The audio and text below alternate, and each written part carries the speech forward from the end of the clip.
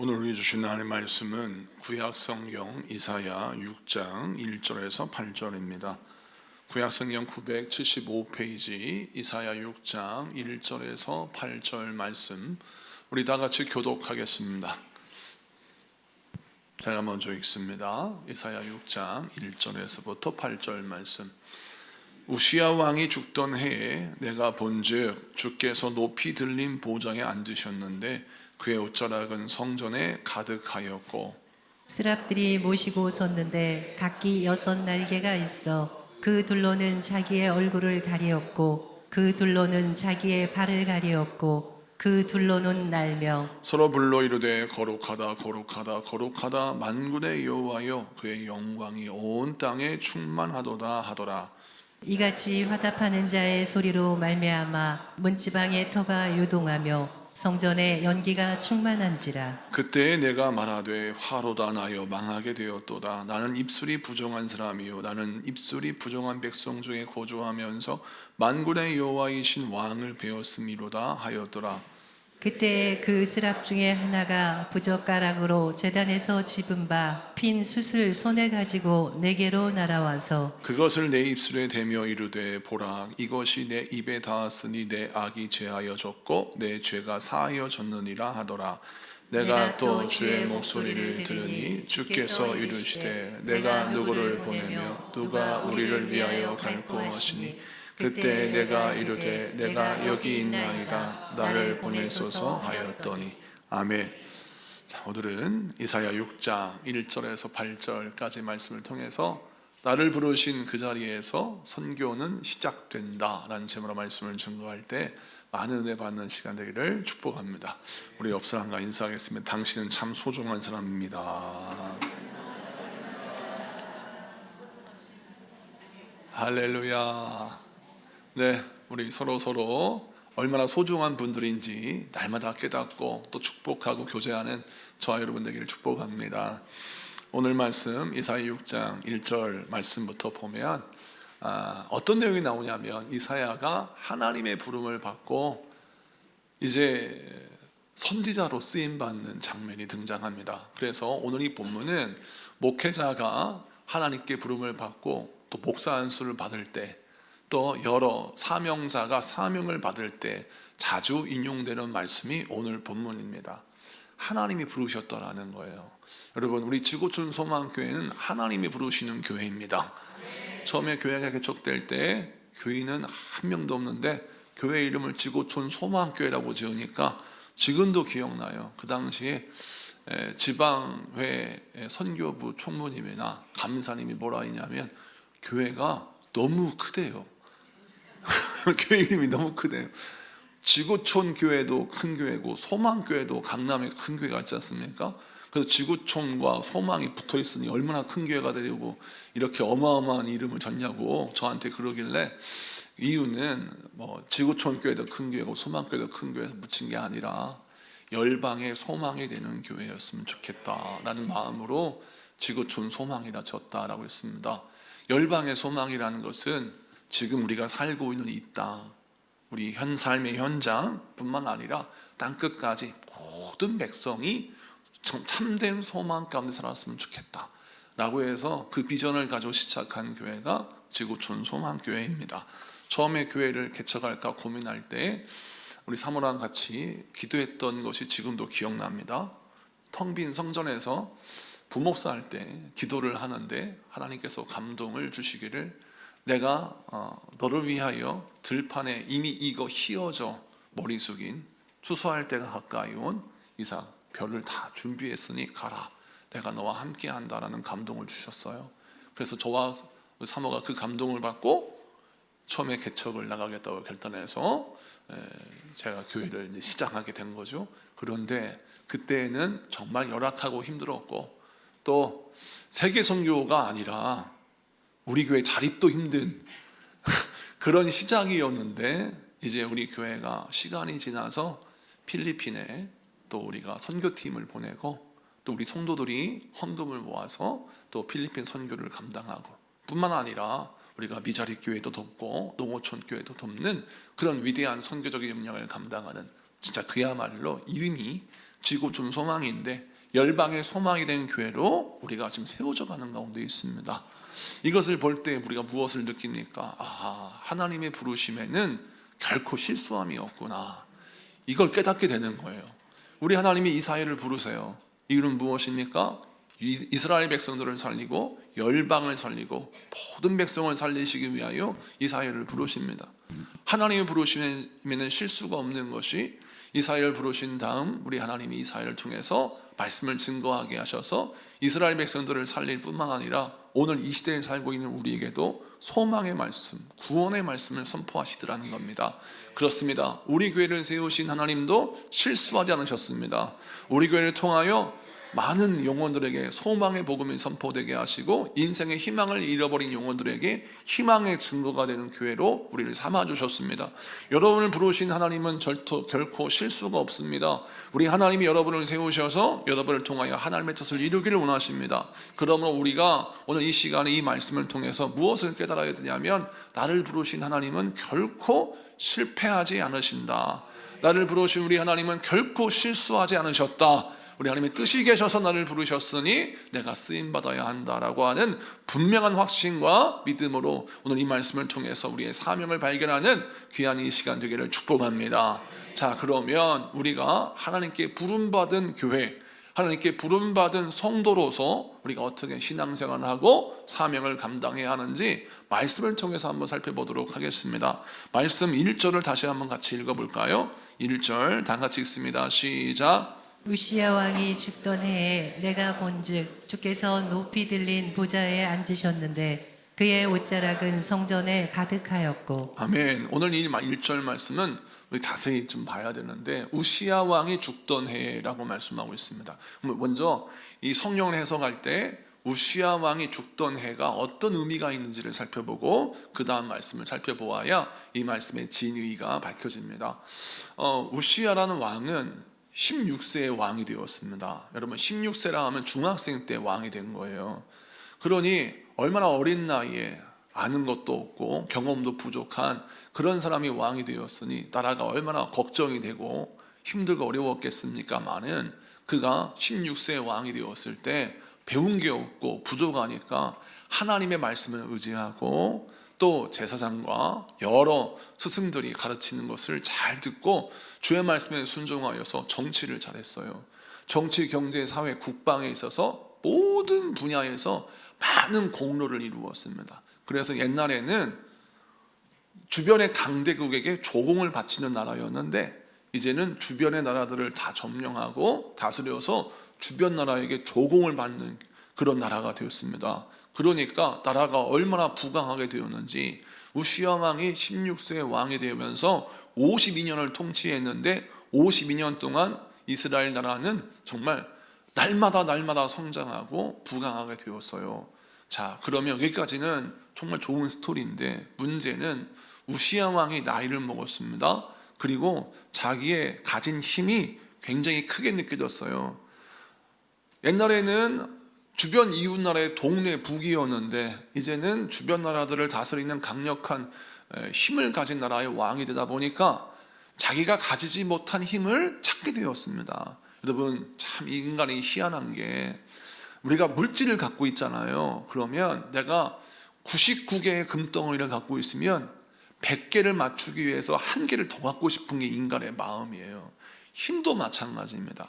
경제, 사회, 정치, 명예, 수많은 분야에서 강한 능력을 갖고 있는데 한 가지 갖고 싶은 힘이 있어요. 그게 뭐냐면 제사장이 갖고 있는 그 영적인 힘, 하나님의 영적인 질서, 이거를 좀 뛰어넘어서 하나님이 가지신 그 질서의 힘을 내가 갖고 싶은 거예요. 이런 잘못된 욕심을 가진 겁니다. 이것은 선악과를 따먹은 아담과 하와 유혹과 똑같아요.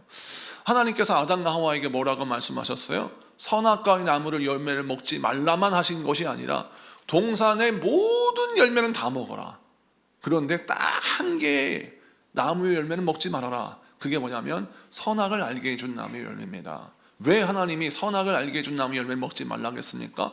선과 악을 결정하는 분은 하나님이라는 거예요. 그래서 네가 옳다 그르다는 판단을 인간 중심적인 삶을 사는 것이 아니라 하나님의 판단에 철저히 순종해라. 그래서 선과 악의 판단은 하나님께 있다라는 믿음을 우리가 간직하기 위하여 자유의지를 우리에게 허락하신 우리 하나님이 우리에게 당부하신 거예요. 너는 선악과를 먹지 말아라. 그러면 우리는 다른 건 다 먹어도 한 개는 먹지 말아야 돼요. 선악을 알게 해준 나무 열매는 먹지 말아야 합니다. 이것은 다른 것은 다 해도 선악의 기준만큼은 하나님께 있습니다 라는 믿음을 가져야 한다는 거예요. 이거를 내 거라고 삼으면 안 되는 거예요. 근데 인간이 그거를 기어이 먹었습니다. 여러분, 수천 개, 수만 개의 열매를 먹어도 그 꼭 먹지 말라는 한 개가 먹고 싶은 유혹이 사탄의 유혹이에요. 이것처럼 우시아도 그랬습니다. 하나님께서 모든 능력 다 주셨어요. 경제, 사회, 국방. 그러면 우리 하나님이 다 주셨지만 한 가지만 네가 갖지 마라. 그게 뭐냐면 하나님의 영적인 질서예요. 하나님께서 말씀하시기를 옳고 그름의 기준, 또 제사의 모든 규례, 이것은 하나님의 말씀대로 행해야 된다. 그러니까 네가 왕권은 갖고 있지만 제사장의 영권은 네가 가지면 안 돼 라고 했는데, 우시아가 욕심이 생긴 겁니다. 모든 힘은 다 가지고 있지만 그거 갖고 싶어요. 그래서 스스로 분향을 해버립니다. 그러니까 스스로 제사를 집례해버려서 하나님께 심판을 받아요. 그래서 우시아가 나중에 죽게 됩니다. 자, 그러자 여러분, 이스라엘 백성들이 어떻게 되었느냐. 눈에 보이던 왕 우시아는 정말 강력한 왕이었고 남의 나라에서 조공을 받는 나라였으니까 얼마나 여러분 우리나라가 강력한 나라인지 자부심이 있었겠어요. 그런데 그렇게 52년 동안 자기를 잘 살게 해주는 나라의 왕이 죽었어요. 두 번째, 나라의 왕이 죽자 주변 나라가 외교적인 관계가 술렁이기 시작합니다. 그래서 북쪽에 아수르가 강한 힘을 가지고 이제 남유대를 침공하려고 하는데, 이 아수르가 오늘날 어디냐면 여러분 중동 지도를 보면 시리아 아시죠? 시리아와 북이라크 이 지역이 이 아수르 지역입니다. 이 아수르 지역이 팽창할 때는 터키, 시리아, 이라크, 그 다음에 이란의 한 지역까지 차지할 정도로 이 아수르는 강력한 힘을 가지고 있었어요. 근데 이런 거대한 제국이 탄생하면서 남유대를 압박하는데 이 아수르와 남유대를 비교해 보면 비교할 수도 없는 힘의 차이가 있는 겁니다. 그러자 백성들의 멘탈이 무너진 거예요. 왜냐하면 눈에 보이는 우시아 왕이 있을 때는 우리가 제일 세, 내가 제일 강해 라고 하면서 자부심을 가지고 골목을 다니면서 어깨에 힘주고 다녔어요. 그런데 골목길을 벗어나서 우물을 벗어나서 큰 세계에 와보니까 세상에 나보다 큰 나라가 얼마나 많은지, 그 힘의 차이도 어마어마한 겁니다. 동네에서 힘께나 쓴다고 어깨에 힘주고 다녔는데, 아니 큰 도시에 나가보니까, 큰 세상에 나가보니까 이거 게임이 안 되는 거예요. 백성들의 마음이 무너졌습니다. 자, 나라의 왕이 죽고 국가적인 위기가 찾아옵니다. 그리고 백성들은 그 국가적인 위기를 보면서 다른 나라의 힘을 비교해보면서 아, 내가 별거 아닌 사람이구나, 이거를 깨닫고 마음이 무너졌어요. 오늘날 우리를 보십시오. 우리가 어떤 어려움에 처해 있습니까? 여러분, 북한은 핵을 갖고 있고 중국은 미국과 어깨를 견줄 만큼 경제, 군사 여러 분야에서 강력한 힘을 갖고 있어요. 중국을 무시해서는 경제 활동이 안 되고요, 중국과 대립하게 되면 엄청난 피해를 입습니다. 그러니까 미국도 중국을 함부로 건들 수가 없을 만큼 그 엄청난 힘을 가진 적이 바로 옆에 있어요. 중국, 러시아, 일본, 그리고 또 미국도 영원한 우방인 줄 알았는데 관세 정책을 통해서 우리나라에게 돈을 내라는 거예요. 그러니까 우리나라는 지금 사면초가입니다. 자, 그런데 그렇게만 있는 게 아니라 내부적으로는 동과 서로 나뉘어서 우익과 좌익, 좌파, 우파 서로 대립하고 서로를 미워하고 헐뜯고 서로를 정죄하는 분열된 사회가 되어 있어요. 나라의 지도자는 무너졌고 정치는 흔들리고 사회는 분열하여 서로 미워하고, 또 세계 경제, 또 세계 외교는 정말 복잡하고 서로 으르렁댑니다. 이런 시대 속에 살고 있는 우리들, 잘 살아보려고 애를 쓰는데 살기가 너무 어려운 거예요. 자녀는 내 노력과 애씀으로 키워지지가 않는 겁니다. 옛날에 부모님들은 그냥 아이를 많이 낳습니다. 옛날에 7남매, 8남매, 조금 힘을 덜 주면 5남매, 좀 많이 낳았나 싶으면 12남매 막 이렇게 낳으셨어요. 근데 그때는 뭐 큰애가 동생을 막 업고 키웠어요. 그리고 부모님들이 생각할 때 애를 키울 때 그냥 먹이고 재우기만 하면 애가 다 크는 줄 알았습니다. 근데 그런 시대에 커났던 우리 기성세대를 보십시오. 우리나라의 기둥이었습니다. 그런데 이렇게 형제가 많은 시대에 살고 있었던 우리 기성세대들은 너무 형제가 많아서 못 먹고 컸어요. 마음이 한이 됐어요. 그래서 자식을 키울 때 하나 둘 낳아서 사랑해줘야지. 그래서 하나 둘 낳았던 요즘 아이들은 MZ세대는 정말 사랑받고 컸습니다. 그래서 우리가 생각할 때 너는 내가 받았던 사랑에 그 맥곱절로 사랑을 받았으니까 풍족한 삶을 사니까 너는 잘 크겠지라고 했는데 세상에 손이 너무 많이 가요. 옛날에는 부모님들이 손이 안 갔습니다. 그냥 먹여주고 재우하면 알아서 컸어요. 근데 요즘은 알아서 클 수가 없어요. 손을 안 대면 문제가 커집니다. 손을 많이 대야 돼요. 먹는 거, 입는 거, 사는 거 다. 심지어는 친구 관계까지. 요즘 나오는 코미디언이 풍자하는 걸 보니까 아이가 학교 생활하기 위해서 줄넘기 과외도 하고 왜 줄넘기도 잘해야 되니까 줄넘기 과외도 하고 달리기 과외도 하고 심지어는 모든 취미생활 과외를 붙여서 아이가 일상생활을 잘 하게끔 만든다는 거예요. 이게 웃을 만한 웃은 일이 아니라 서울 대치동에는 정말 이런 일이 벌어진다는 것이죠.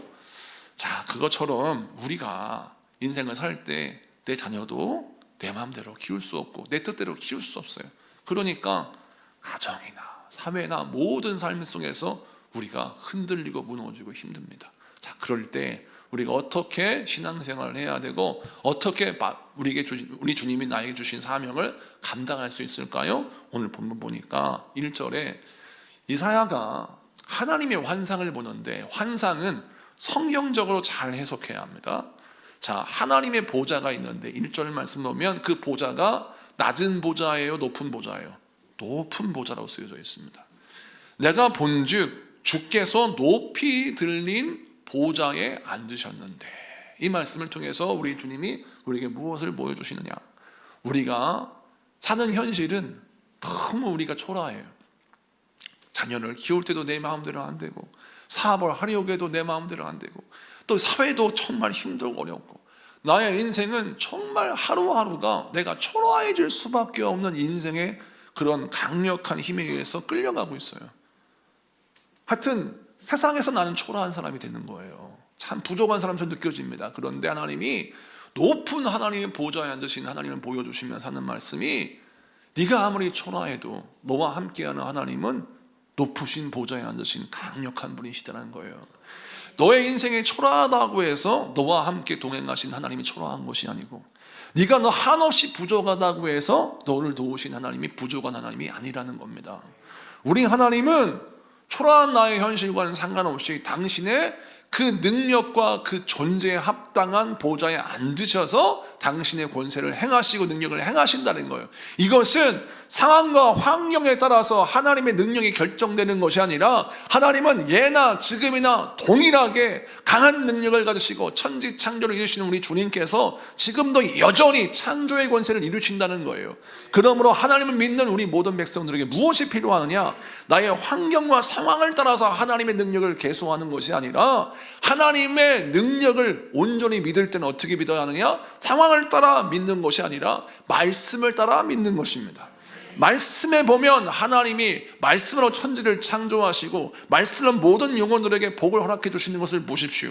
우리 하나님은 말씀 가운데 임재하시고 말씀 가운데 당신을 계시하시면서 당신이 어떤 분인가를 보여주십니다. 그리고 성령 말씀 1절을 더 보면 그의 옷자락이 성전에 가득하다라고 말씀하고 있어요.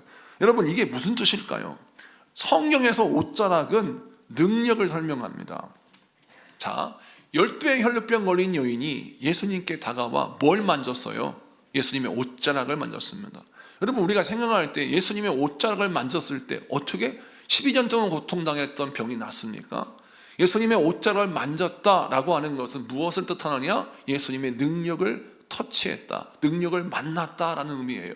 그러므로 오늘 말씀에 성전에 그의 옷자락이 가득하였다라는 건 뭐냐면 높은 보좌에 앉으셔서 이 땅을 통치하고 다스리시는 창조주 하나님, 만군의 여호와 하나님의 그 능력이 모든 성전에 뻗어갔다라고 하는 것은 가득히 찼다라는 건 뭐냐면 하나님의 능력이 여전히 우리 삶의 현장에 임하고 있다라는 걸 상징해서 보여주는 겁니다.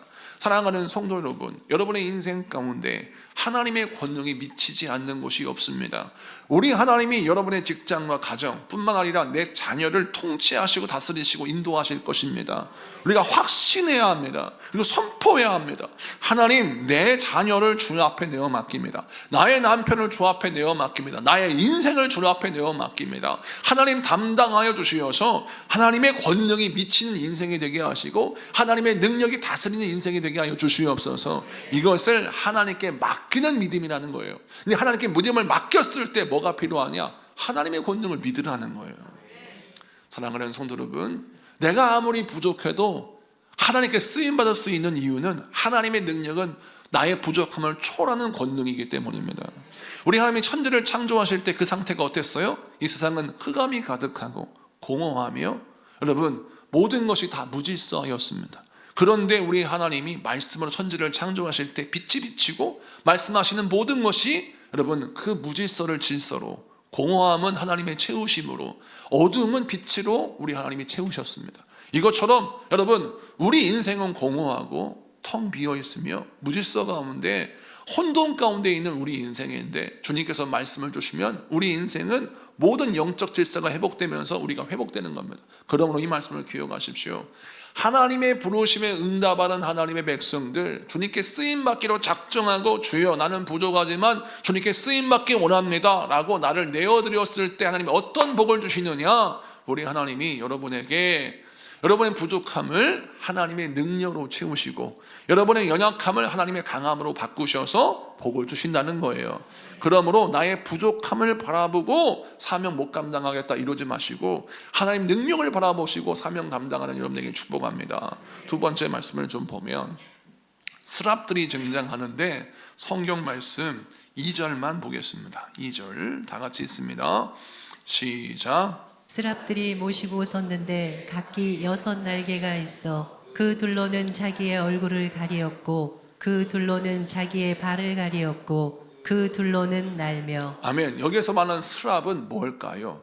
성경을 읽을 때 참 알 수 없는 존재가 많이 있는데 그 중에서 이 스랍입니다. 우리가 생각할 때 천사는 날개가 2개 정도 있는 것 같은데 여기에서 스랍은 날개가 6개예요. 이건 도대체 어떤 존재인가? 스랍이라고 하는 말은 세라핌이라고 쓰여져 있어요. 그래서 간혹 의료기 회사에서 세라핌이라고 이름을 쓰기도 하는데 그 세라핌이 무슨 뜻이냐? 이 스랍을 말하는 거예요. 이 스랍은 원래 원어의 뜻은 무엇이냐? 불타는 자란 뜻이에요. 불타는 자, 정결케 하는 자, 이런 뜻을 갖고 있어요. 자, 그러면 이 스랍은 어떤 존재냐? 천사의 한 종류입니다. 천사가 여러 종류의 모습을 하고 있다고 성경은 말하는데 그 중에서 이 스랍은 6개의 날개를 가진 천사를 설명합니다. 특별히 하나님의 보좌 옆에 서서 하나님을 보좌하는 일을 하는데 이 하나님을 보좌하는 스랍이라는 천사의 모습을 보는데 이 날개가 6개인데 날개 2개는 얼굴을 가리고 날개 2개는 발을 가리고 날개 2개는 날고 있더라는 거예요. 왜 이렇게 불편하게 이렇게 날고 있을까요? 굳이 얼굴을 가리고 발을 가리고 날 필요가 뭐가 있을까? 이 날개가 그러면 6개인데 2개는 나는 용도고 나머지 4개는 어떤 용도예요? 가리는 용도라는 겁니다. 이게 어떻게 해석해야 될 말씀인가? 자, 하나님 곁에서 하나님을 섬기는 천사의 모습을 6날개를 가지고 설명하는데 하나님을 섬기는 사람은 이제 여러분 얼굴을 가린다는 것은 구약 성경에서 얼굴은 또 능력, 그 사람의 본질 이걸 설명합니다. 그래서 이게 하나님의 얼굴을 바라보라라고 시편에 쓰여져 있어요. 그건 뭐냐면 하나님의 능력을 바라보라라는 뜻으로 해석할 수 있고 하나님의 임재를 사모하라 이런 뜻으로 해석할 수 있습니다. 그래서 얼굴은 얼굴의 그 얼굴의 주어가 하나님이면 하나님의 능력이요 하나님의 임재를 상징해요. 그런데 여기 보면 스랍의 얼굴이잖아요. 그럼 스랍의 얼굴은 뭐예요? 스랍의 능력, 스랍의 어떤 존재감 이런 걸 말해요. 근데 하나님을 섬길 때는 무엇을 가려야 하느냐? 나의 능력도 가리고 나의 존재도 가려서 하나님께 나아가야 한다는 겁니다. 왜 그러냐면 신약의 개념으로 설명하자면 우리가 예수를 믿을 때 내가 죽고 누가 살아야 돼요? 예수가 살아야 돼요. 이것과 같은 의미입니다. 우리가 하나님을 섬기고 하나님과 동행하고 하나님께 쓰임 받으려면 반드시 필요한 게 뭐냐? 내가 아무리 세상에 권세가 있고 능력이 있고 지혜가 있고 경험이 있다 할지라도 하나님이 붙드실 때는 필요한 게 뭐냐? 나의 얼굴을 가리듯이 나의 능력은 부족합니다. 나는 연약합니다. 하나님의 은혜가 필요합니다. 라고 나를 내려놓는 것이 필요합니다. 나를 내려놓았을 때 나의 고집 내려놓고 나의 생각을 내려놓고 나의 삶을 내려놓고 주 앞에 나아갔을 때 나는 죽지만 오히려 주의 생명이 나를 살리셔서 내가 하나님의 자녀로 살 수 있게 하시는 겁니다. 그래서 날개를 얼굴을 가린다는 것은 하나님께 쓰임받는 자들이요 무엇을 내려놓아라? 나의 고집, 나의 생각, 나의 능력, 한줌도 않는 나의 자존심 다 내려놓고 나를 가리고 무엇만 드러내라? 하나님의 영광만 드러내라. 그런 뜻입니다. 자, 그 다음에 또 두 개의 날개로 다리를 가리죠. 발을 가린다는 건 뭡니까? 발은 수치를 말합니다. 수치. 발은 수치, 죄, 이걸 말해요. 우리 하나님 앞에 나갈 때 무엇을 가려야 하느냐? 죄를 가려야 돼요. 더러운 것을 가려야 돼. 근데 이것이 또 역시 예수님의 십자가의 보혈로 해결되죠. 예수님의 십자가의 보혈로 예수님이 우리의 뭘 씻기셨습니까? 우리의 수치와 부끄러움과 죄를 씻기셨습니다. 그래서 우리는 천사는 날개가 있어서 죄를 가릴 수 있지만 우리는 날개가 없네요. 근데 우리는 뭐가 있어요? 예수님의 십자가의 은혜가 있는 거예요. 그래서 예수님의 십자가의 은혜가 우리의 죄를 가리워 주십니다. 그래서 스랍의 6개의 날개는 예수님의 십자가를 상징하는 것입니다. 예수님의 십자가가 우리에게 부어지면 우리는 예수님의 십자가 앞에 예수님의 십자가 죽으셨을 때 예수님과 함께 나는 죽고 예수님이 부활하신 것처럼 나도 다시 사는 거예요. 그리고 나의 모든 죄가 십자가의 보혈로 말미암아 다 깨끗한 바가 되었고 예수님과 함께 동행하는 자는 십자가를 가지고 부활한 자는 어떻게 해요? 인생을 날아다니는 거예요. 주님과 동행하는 삶을 사는 것입니다. 그래서 스랍이 보여주는 장면은 무엇을 뜻하느냐? 하나님께 부름받은 자는 이렇게 살아야 된다는 거예요. 자, 그런데 중요한 건 스랍을 보고 이 이사야가 뭐라고 하느냐? 성경 말씀 보니까 5절에 이렇게 말씀합니다. 유명한 구절입니다. 시작. 그때 내가 말하되 화로다 나여 망하게 되었도다. 나는 입술이 부정한 사람이요 나는 입술이 부정한 백성 중에 거주하면서 만군의 여호와이신 왕을 배웠음이로다 하였더라. 아멘. 우리 교회는 성경을 굉장히 중요하게 여깁니다. 성경 해석을 잘해야 되는 거예요. 그러니까 오늘 말씀을 잘 이해하면 이 말씀이 어떤 의미를 갖고 있는지를 우리가 잘 알 수 있어요. 여러분, 스랍을 보면서 하나님의 영광을 보면서 이사야가 화들짝 놀랐어요. 큰일 났다. 내가 하나님 앞에 아직 해결되지 않은 죄가 있는데 큰일 났네. 내가 하나님 앞에 죄를 졌습니다. 내가 망하게 되었으면 이런 얘기를 하는 거예요. 여러분, 하나님 만나면 좋잖아요. 근데 왜 망하게 되었다고 할까요? 우리는 하나님 만나게 되려고 간절히 기도하는데 정작 하나님 만나는데 이사야가 난 망하게 되었다라고 하니까 이게 이상하잖아요. 무슨 뜻이냐면 구약에 등장하는 인물들은 어떤 걸 생각하냐면 내가 하나님의 보좌 앞에 가면 그건 심판대 앞에 가는 걸 이해를 하는 거예요. 내가 하나님의 심판대 앞에 갔는데 아직 죄를 해결하지 못했어요. 해결되지 않은 죄가 있습니다. 그런데 눈을 떠보니까 하나님의 심판대 앞에 있어요. 그래 어떻게 돼요? 큰일 났죠. 죄 해결되지 않으면 지옥 가는데 내가 하나님께 멸망을 당하는데 그래서 내가 망하게 되었도다 이런 말을 하는 거예요. 자, 그러면 내 죄가 생각났잖아요. 내가 하나님 앞에 해결되지 않은 죄가 있는데 큰일 났다. 내가 하나님의 심판대 앞에 왔네.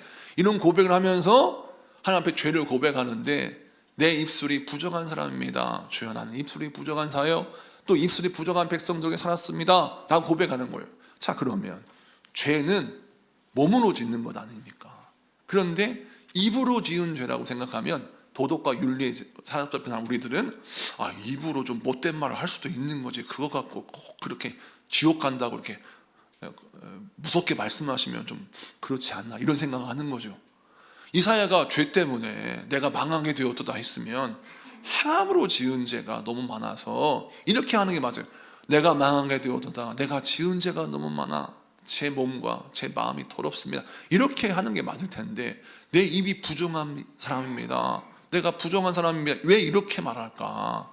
이 성경을 해석할 때는 이것도 역시 성경 전체의 말씀을 돌아보았을 때 이 말씀이 해석이 돼요. 예수님이 직접 이 말씀을 풀어주시는 열쇠를 주시는데, 마태복음 12장을 보겠습니다. 마태복음 12장 33절부터 볼까요? 자, 다 같이 읽습니다. 시작. 나무도 좋고 열매도 좋다 하든지 나무도 좋지 않고 열매도 좋지 않다 하든지 하라. 그 열매로 나무를 아느니라. 아멘. 여기서 보면 우리 예수님 말씀하시기를 나무가 좋은 나무인지 아니면 나쁜 나무인지는 열매를 보고 안다, 그런 뜻입니다. 그 다음 말씀 34절부터 35절까지 계속 있습니다. 시작. 독사의 자식들아, 너희는 악하니 어떻게 선한 말을 할 수 있느냐? 이는 마음에 가득한 것을 입으로 말함이라. 선한 사람은 그 쌓은 선에서 선한 것을 내고 악한 사람은 그 쌓은 악에서 악한 것을 내느니라. 아멘. 여기까지 보면 우선 예수님이 말씀하십니다. 독사의 자식들아 라고 하는 것은 말씀을 듣고 있는 바리새인들, 내가 의로운 척하는 악한 자들, 우리 모든 죄인을 말합니다. 죄인들에게 예수님이 꾸짖으시기를 너희가 악하다 하는 거예요. 왜? 마음에 가득한 것을 입으로 말한다. 그러면 입은 뭘 상징하냐냐? 내 마음에 가득히 쌓여 있는 것이 나타나는 통로라는 거예요. 그래서 입이 부정하다는 것은 단순히 말실수했다 이런 의미가 아니라 네 안에 악이 가득하여 있다는 거예요. 그래서 내 마음에 악을 가득히 쌓아놓으면 악한 말을 하고, 선을 쌓아놓은 사람은 선한 말을 한다는 거예요. 자, 그래서 예수님의 말씀이 더 있습니다. 더 읽어보겠습니다. 36절 37절을 봅니다. 시작. 내가 너희에게 이르노니 사람이 무슨 무익한 말을 하든지 심판날에 이에 대하여 신문을 받으리니 내 말로 의롭다 함을 받고 내 말로 정죄함을 받으리라. 아멘. 자, 오늘 말씀 보세요. 내 말로 의롭다 함을 받고 내 말로 정죄함을 받으리라 라는 말씀은 그냥 우리가 기분 내켜서 한마디 거듭 한마디 좋은 말을 했다고 구원을 받고 한마디 나쁜 말을 받고 심판을 받는다 이런 의미가 아니라, 우리가 내 마음에 하나님 보실 때 선, 하나님 보실 때 옳다함을 가득 채워서 내 영혼이 하나님 보시기에 올바른 자, 그걸 의인이라 그래요. 하나님 보시기에 올바른 자가 되어 있다면 그 사람이 뱉는 모든 말은 의로운 말이고, 그 마음속에 죄가 가득해서 죄를 해결받지 못한 자는 그가 천사의 말을 한다 할지라 그것은 악한 말이요 하나님 앞에 심판받은 말이라는 겁니다. 자, 그래서 이 말씀을 더 깊게 해석하면 시간이 너무 오래 걸리니까 이걸 간단히 설명하면, 입은 내 안에 가득히 차고 있는 것이 무엇인지를 보여주는 통로다라는 거예요. 자, 그렇다면 이사야가 내가 망하게 되었습니다, 나는 입이 부정한 사람입니다, 이 뜻은 뭐냐면 내 속에 가득히 쌓여 있는 것이 하나님의 선이냐 아니면 인간의 악이냐라고 했을 때 뭡니까? 인간의 악이 내 안에 가득 차 있다는 겁니다. 그래서 내 영혼은 망하게 되었다 이런 뜻이에요. 단순히 말실수 한번 했다고 하나님이 심판하신다는 것이 아니라 그동안 켜켜이 쌓아놓았던 죄가 있다는 거예요. 여러분, 우리가 신앙생활 할 때 이 하나님의 선과 하나님이 벌하시는 악을 구분할 줄 알아야 되는데, 이것을 잘못 해석하면 공로주의로 해석해서 여러분 성경을 복음적인 해석이 아닌 다른 해석을 할 수 있어요. 선을 쌓으라 라고 했을 때 이것은 도덕과 윤리를 지키는 선을 말하는 게 아니에요. 여기서 선은 무엇이냐? 하나님은 언제나 옳습니다라고는 믿음으로 행동하는 결과를 말해요. 여러분, 선악의 열매를 하나님께 맡겼어요. 선악의 기준을 하나님께 맡겼어요. 세상 사람이 볼 때는 주일날 뭐 그렇게 죽기 살기로 교회 갈 필요가 뭐가 있나, 그냥 쉽게 살아. 그래도 아니야, 나 하나님께 예배하는 것이 나에게 하나님 기뻐하신 일이야. 그것 때문에 남편과 막 싸우는 거예요. 나는 좀 쉬고 싶은데 당신은 뭐 그렇게 교회 나가서 기도하나 예배드리나, 그럼 막 광신자라고 뭐라고 하면 그래도 난 교회 나가서 예배드리고 기도하겠다, 말씀 붙들겠다 라고 했을 때 남편이 비난하지만 그 아내는 하나님 앞에 뭘 쌓아요? 하나님 앞에 믿음의 순종을 통하여 상급을 쌓는 거예요. 믿음의 행동을 통하여 믿음의 길을 걸어가는 은혜를 쌓는 겁니다. 자, 구원은 믿음으로 얻는 것입니다.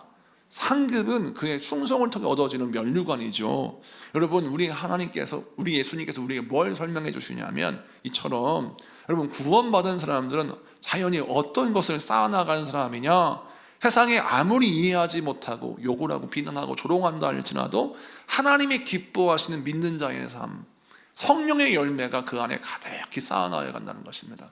성령의 9가지 열매가 그 안에 차곡차곡 쌓여 있는 거예요. 그래서 그가 말을 할 때마다 어떤 열매가 나오느냐, 육신의 열매가 나오는 게 아니라 성령의 열매가 나오는 거예요. 이유는 그 입이 정하다, 거룩하다, 부정하다, 이게 어떤 것이냐, 성령의 가득한 자는 입술에서 성령의 열매가 나오고, 내 안에 육적인 열매가 가득한 사람은 육의 열매가 나오는 거예요. 그래서 성령에서 우리가 무엇을 강조하냐면, 그리스도인들은 내 안에 무엇이 쌓여 있는지를 잘 봐야 합니다. 그런데 우리가 신앙인들이 살다 보니까 뭘 쌓아놓느냐, 미움과 서러움, 서운함, 갈등, 이런 걸 쌓아놔요. 또 결핍을 쌓아놓습니다. 그래서 내 안에 이런 부정적인 것들이 가득 채워요. 우리 하나님이 말씀합니다. 너 성령님이 그걸 안 좋아하셔. 내가 보니까 그건 안 좋은 일이다. 성령님이 근심하십니다. 너 미워하지 말아라, 용서해라. 너 마음속에 그 결핍을 부끄러움으로 간직하지 말고 결핍을 통하여 하나님이 이루실 채우심의 은혜를 기대하라. 너 기도해라. 그래서 하나님이 성령의 감동 가운데 나의 결핍을 은혜로 채우시고 감사로 바꾸게 하시고, 또 미움과 또 마음속의 저주를 용서와 사랑으로 바꾸시고 성령이 역사하세요. 근데 구원받은 사람은 내 마음의 주인이 하나님이시니까 주님이 바꾸시던 대로 결핍은 감사로, 부족함은 기도로 채워주시는 하나님 은혜를 기대하고, 미움은 사랑으로, 용서로 바꾸면서 마음속에 용서가 가득 찬데, 그런데 시간이 지나면서 하나님이 주인이 아닌 사람은 20년 전에 미움을 그대로 가지고 있어요. 그대로 가지고 있어요. 그걸 쌓아놨어요. 예수를 영접해서 구원받은 사람은 무엇을 해결받아야 하냐? 예수의 보혈로 죄가 씻기는 것만 여러분 바라보지 말고, 죄가 씻길 때, 이 죄가 씻길 때 뭐가 씻겨져야 되냐면, 내 안에 켜켜이 쌓여 있었던 미움, 결핍, 내 부끄러움, 수치, 이런 것들이 싹 사라져야 합니다. 그래야 하나님의 자녀로 born again, 다시 태어나는 걸 설명해요. 중생이라 함은 다시 태어나는 걸 설명합니다. 다시 태어나는 건 뭘 뜻합니까? 완전 다른 존재가 되는 거예요. 완전 다른 존재가 된다는 것은, 여러분, 마음속에 켜켜이 쌓아놓았던 죄와 모든 잘못된 것들을 다 해결하고 주님 주신 마음을 품는 겁니다. 그래야 되는데, 예수를 믿는다는 사람이 죄를 회개했어요. 그리고 하나님, 내가 죄를 회개하고 거룩한 삶을 살겠습니다 라고 회개하고 눈을 딱 뜨고 옆에 어저께 입었던 미움의 옷을 걸쳐 입어요. 내가 그래도 그 인간을 용서할 수는 없지. 내가 용서하면 내 자존심이 허락하지를 않아. 내가 기어이 이걸 갚을 거야. 두고 봐. 내가 그거 막 입어요. 오기로 입어요. 또 결핍의 옷을 입습니다. 내가 돈 없어서 얼마나 서러움을 당했는지, 이를 악물고 내가 오늘 기도 세게 했으니까 가서 그냥 본때를 보여주리라. 내가 돈을 벌어서 멋지게 한번 플렉스 해가지고 내가 돈의 힘이 뭔지를 보여줄게. 이거는 지금 잘못 은혜를 받은 거예요. 진짜 은혜를 받으면, 하나님의 자녀가 되면, 어저께까지 정말 미웠어요. 은혜를 받는 순간 나의 죄가 보이면서 미움받을 수밖에 없는 내가 용서받은 것이 기억나고, 어저께까지는 진짜 얼굴도 꼴 보기 싫었는데 오늘부터는 그래도 얼굴이 봐줘요. 용서가 되고 용납이 되고, 내 마음속에 뭐가 생기냐면 그럴 수 있다라고 하는 이해가 되는 겁니다. 여러분, 우리가 신앙생활 할 때 은혜 받고 내 마음속에 쌓여있는 미움과 이 저주를 끊으려면, 해결하려면 어떻게 하냐? 여러분, 은혜를 받을 때 어떤 형식으로 나오냐면 그럴 수도 있다, 이렇게 생각하면 용납이 됩니다. 왜 저럴까? 그러면 한이 생기고 미움이 생겨요. 여러분, 인생을 볼 때 왜 저럴까? 그러면요 끝까지 미워집니다. 여러분, 왜 저럴까 고민해 보십시오. 답을 찾을 수가 없어요. 여러분, 충고 한번 해보세요. 당신 그렇게 살지 마 라고 충고하면 그 사람이 들을까요? 당신이 뭔데 나한테 충고해? 라고 하고 싸움 납니다. 그럴 때 나는 계속 미워할 수밖에 없어요. 누구 손해예요? 나의 손해예요. 악한 원수막의 사단이 우리를 불행하게 만들기 위해서 어떤 방법을 취하느냐, 내 가장 가까운 사람을 어떻게 바꾸냐면 이해할 수 없는 사고방식을 가진 사람으로 바꿔놓습니다. 셀에 그런 사람 하나 심어놔요. 교회에 그런 사람 하나 심어놓고, 가정에 그런 사람 하나 심어놓고, 형제 자매에 그런 사람 심어놔요. 그리고 어떻게 하냐면 도저히 인간의 상식으로 이해할 수 없는 행동과 말을 해요. 그러면 내 마음속에 어떤 생각이냐면 미움이 생겨요. 밥맛이 없어요. 사는 게 재미가 없어요. 아무리 기도를 해도 집에 들어가면, 또 직장에 가면 마음속에 그 미움 때문에 어떻게 견딜 수가 없는 거예요. 누가 망해요? 내가 망하는 거예요. 내가 병드는 거예요. 가해자는요, 이해할 수 없는 사고방식을 하셨죠. 두 다리 뻗고 잠 잘 잡니다. 하루에 3끼 잘 먹고요, 영양제도 왕창 먹어요. 1년에 2번씩 건강검진 하고요, 건강하게 오래오래 삽니다.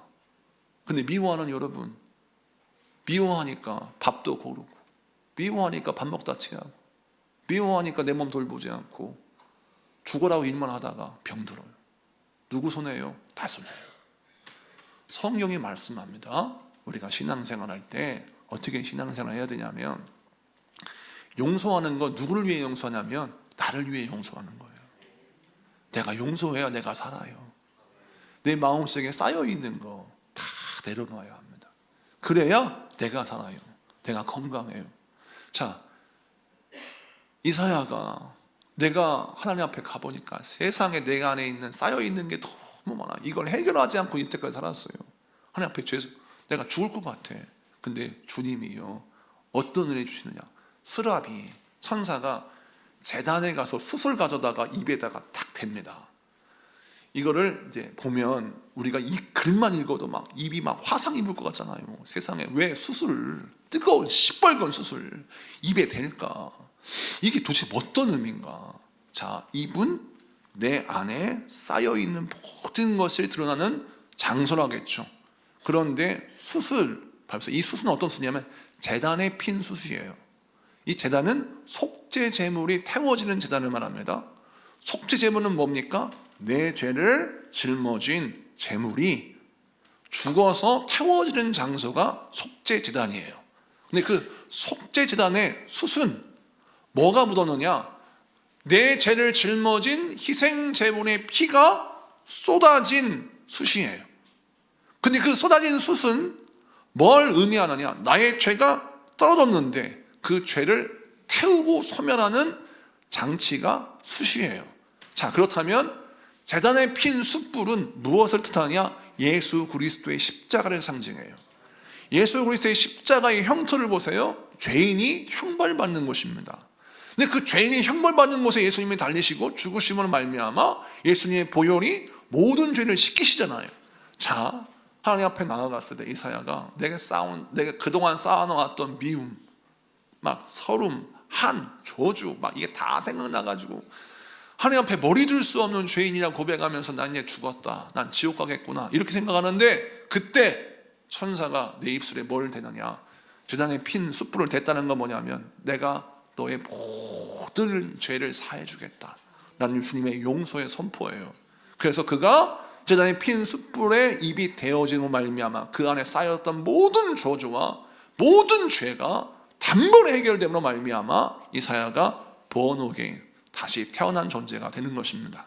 이걸 신약으로 설명하자면 우리 예수님이 죄인 된 우리에게 찾아오셔서 내가 믿고 싶어 믿은 게 아니라 전적인 하나님의 은혜로 믿어지게 된 거예요.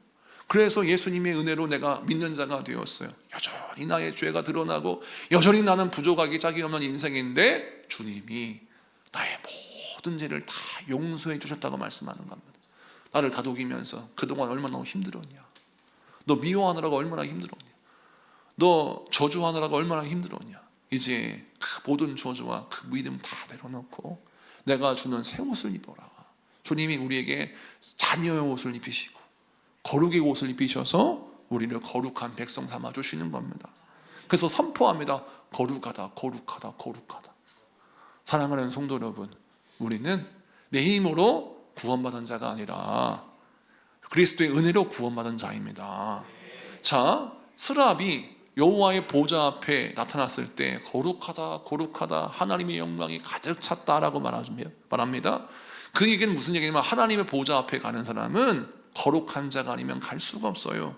그런데 제단수 뿌린 내 입술에 다음으로 말미암아 우리가 거룩하다, 거룩하다, 거룩하다라고 선포되는 그 보좌에 합당한 자가 되었어요. 저 천국은 누가 가는 곳입니까? 거룩한 자가 가는 곳입니다.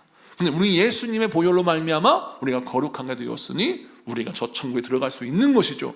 주의 보좌 앞에 합당한 자가 된 것입니다. 그러므로 이 말씀을 통해 주시는 메시지가 무엇입니까? 긴 구절이지만 제가 설명해 드린 이유는 무엇이냐? 이 말씀을 통해서 우리 주님이 말씀하십니다. 너는 구원받은 하나님의 백성이라는 거예요. 내가 너의 죄를 다 해결했다는 것입니다. 그러므로 너는 과거의 구습을 다시 입지 마라. 미움의 옷, 저주의 옷, 결핍의 옷을 다시 입지 말고 미워하는 마음이 들면 용서하고 저주하고 싶은 마음이 있으면 너를 사랑하신 예수님의 사랑을 기억하고 마음에 결핍이 있으면 기도로 채워서 너를 도우시고 너를 축복하신 하나님을 바라보라라는 것입니다. 이 말씀 붙들고 승리하신 여러분에게 축복합니다. 그 다음에 8절 한 절 말씀을 마치고 마치 정리합니다. 8절 다 같이 있습니다. 시작. 내가 또 주의 목소리를 들으니 주께서 이르시되 내가 누구를 보내며 누가 우리를 위하여 갈고 하시니 그때 내가 이르되 내가 여기 있나이다 나를 보내소서 하였더니. 아멘. 자, 오늘 말씀 보니까 우리 하나님이 누가 나를 위하여 갈고 누가 우리를 위하여 갈고라고 물으실 때 주여 내가 여기 있습니다 나를 보내주소서라고 말합니다. 주여 내가 여기 있습니다 나를 보내주소서라고 고백하는 이유가 뭘까요? 나의 죄를 용서하신 하나님은 내가 너무 감사한 겁니다. 내가 하나님 만나기 전에 용서받기 전에는 망하였도다 이런 인생이었는데 제단수 뿌리 내 입술에 닿으면서 내가 고침받고 내가 용서받고 새 사람이 되오니까 세상에 이 은혜가 가장 고귀한 은혜인 거예요. 그래서 내가 가겠습니다 라고 하는 겁니다. 여러분, 구원받은 우리들이 구원의 감격을 가지고 있다면 우리가 나가 전도하고 선교해야 하는 것입니다. 이유는 무엇입니까? 내가 받은 은혜가 크기 때문이죠. 근데 여기서 보면 주의 부르심을 자세히 봐야 합니다. 내가 누구를 보내며 누가 우리를 위하여 갈고. 여기서 우리를 위하여는 무엇입니까? 누굽니까? 삼위일체 되신 하나님을 말합니다. 내가 선교하는 것은 하나님을 위하여 하는 것입니다. 하나님이 하나님의 일을 하시기를 원하시는데 하나님을 위하여 누가 이 일을 할까? 라고 하나님이 부르시는데 이사야가 내가 하겠습니다 라고 하는 거예요. 그러자 하나님이 이사야를 통해서 놀라운 일들을 이루셨습니다. 그것처럼 여러분이 하는 전도, 선교, 섬김, 사랑, 충성 이 모든 것들은 누구를 위하여 하는 겁니까? 하나님을 위하여 하는 거예요. 이것을 기억해야 돼요. 여러분은 하나님이 일을 하는 사람입니다. 하나님이 얼마나 여러분을 기뻐하시겠습니까? 우리가 그 목적을 잃어버리면 안 됩니다. 우리가 선교합니다. 우리가 전도합니다. 우리가 가정을 섬기고 직장을 섬기고 사업을 섬기고 또 해외에 나가서 선교하고 이 모든 크고 작은 일을 감당하는데 우리가 이거 누구를 위해 하는 겁니까? 하나님을 위하여 하는 것이 하나님을 위하여 하는 것입니다. 나의 공의를 내세우거나 나의 자랑을 하기 위해서가 아니죠. 오늘 이것을 기억하시고 여러분의 섬김의 목적을 잊어버리지 마십시오. 우리는 하나님을 위하여 이 일을 감당하고 영혼을 살리기 위해서 이 일을 감당하는 것입니다. 말씀을 마치고 정리합니다. 하나님은 이사야를 부르시고 그를 파송하십니다. 그가 파송한 장소는 어디였느냐? 이스라엘 백성들의 땅, 이스라엘 백성들의 땅, 지금 서 있는 그 장소입니다. 입술이 부정한 백성들 사이에 살고 있다는 그 이사야의 삶의 현장에서부터 말씀 사역이 시작됩니다. 우리 예수님 우리에게 말씀하셨죠. 너희가 성령을 받으면, 권능을 받고 예루살렘과 온 유대와 사마리아와 땅끝까지 이르러 내 증인이 되라 라고 말씀하셨습니다. 우리 예수님의 선교의 시작도 예루살렘에서 시작되었습니다. 여러분 파송받은 선교지는 우선 첫 번째 내 가정입니다. 내 가정의 선교사로 파송받았으니 내 가정을 전도해야 합니다. 두 번째 내 삶의 현장입니다. 직장 또 사업장, 이것이 나의 선교지입니다. 세 번째 우리가 만나는 모든 영혼들입니다. 이게 제3의 선교지. 제4번 제4의 선교지가 있습니다. 그게 어디입니까? 땅끝입니다. 우리 지구촌 소망교회는 이 네 가지 선교지를 다 감당하기 원합니다. 그래서 나를 구원하신 하나님의 은혜를 가족에게 전하고, 나를 구원하신 하나님의 은혜를 직장과 삶의 현장에 전하고, 나를 구원하신 우리 하나님의 은혜를 내가 만나는 모든 불특정 다수에게 전하고, 나를 구원하신 하나님의 은혜를 땅끝을 향하여 복음을 전합니다. 이 네 개의 선교지는 동시에 이루어져야 하는 것입니다. 나중에 천천히 해야지라고 하는 것은 뜻이 아닙니다. 하나님이 우리를 이루실 때 차근차근 모든 것이 다 이루어져서 우리의 선교가 우리 가정에서부터 땅끝까지 이어지는 우리 선교가 되기를 축복합니다. 우리 기도합시다.